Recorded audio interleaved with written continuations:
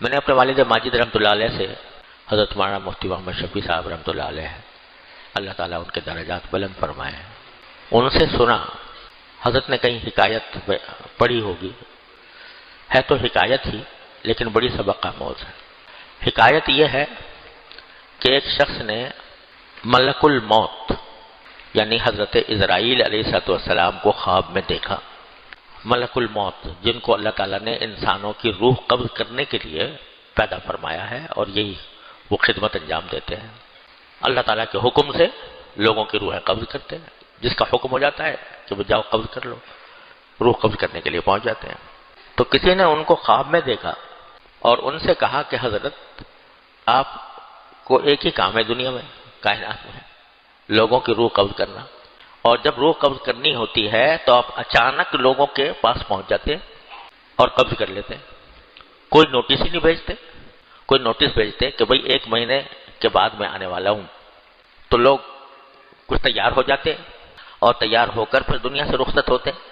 آپ تو اچانک جب پہنچتے ہیں اور جا کر لوگوں سے کہتے ہیں کہ بھئی مجھے حکم ملا ہے تمہاری روح قبض کرنے کا، قبض کر کے چلے جاتے ہیں۔ تو خود خدا کے لیے نوٹس تو بھیجا کریں تاکہ آدمی جو ہے وہ کچھ تیاری کر لے کہ میں مرنے والا ہوں۔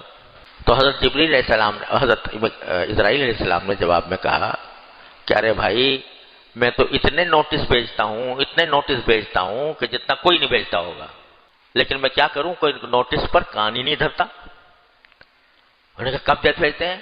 کہا کہ جب تمہیں بخار آتا ہے تو میرا نوٹس ہوتا ہے، تمہیں کوئی بیماری لاحق ہوتی ہے میرا نوٹس ہوتا ہے، جب تمہاری عمر 60 سے اوپر پہنچ جاتی ہے میرا نوٹس ہوتا ہے، تمہارے جب پوتے پیدا ہو جاتے ہیں میرا نوٹس ہوتا ہے، تمہارے بال سفید ہو جاتے ہیں میرا نوٹس ہوتا ہے۔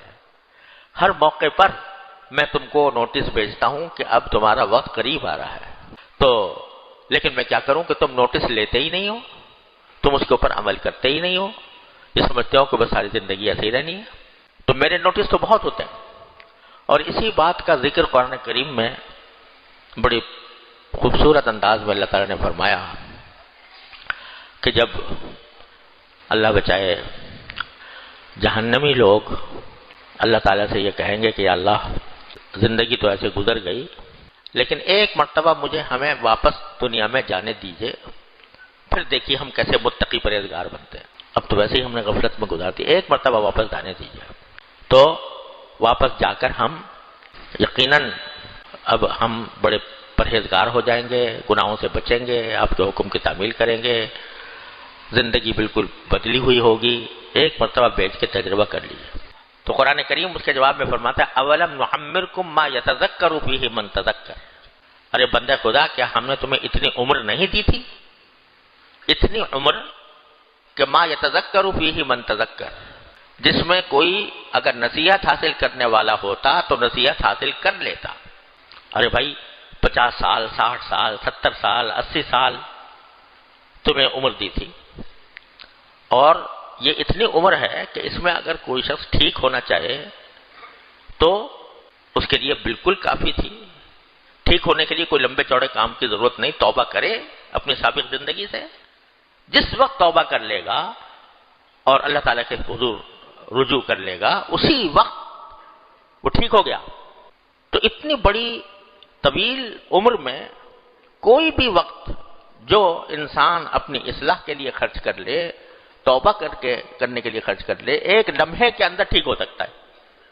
تو اگر فرض کرو کسی کی عمر 60 سال ہوئی، 70 سال ہوئی، کتنے دن آئے اس میں، کتنے دنوں میں کتنے گھنٹے آئے، کتنے گھنٹوں میں کتنے منٹ آئے، کتنے منٹوں میں کتنے سیکنڈ آئے، 1 منٹ کا کام تم نے نہیں کیا۔ 1 منٹ کا کام کیا تھا؟ اے اللہ مجھ میں اپنے ساری زندگی میں جو کچھ مجھ سے گناہ ہوئے، اے اللہ اپنے فضل و کرم سے مجھے معاف کر دے، اب جو کچھ بھی وقت گزرے گا انشاءاللہ آپ کی رضا کے مطابق گزرے گا۔ 1 منٹ سے بھی کم کا کام ہے، یہ نہیں کیا تم نے۔ اور اگر کبھی غلطی ہو جائے تو توبہ کا دروازہ کھلا ہوا تھا ہر وقت، جب چاہتے تو تم توبہ کر کے استغفار کر کے اپنے گناہوں کو مٹا سکتے تھے۔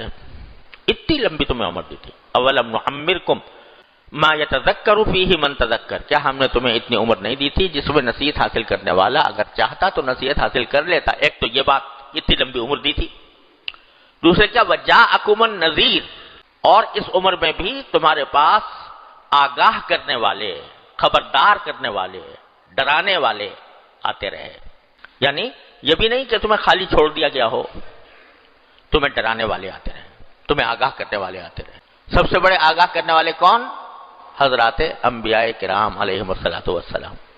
تو وہ ڈراتے تھے، بتاتے تھے کہ بھائی غفلت میں زندگی نہ گزارو، اللہ تعالیٰ کی احکام کی اطاعت کرو.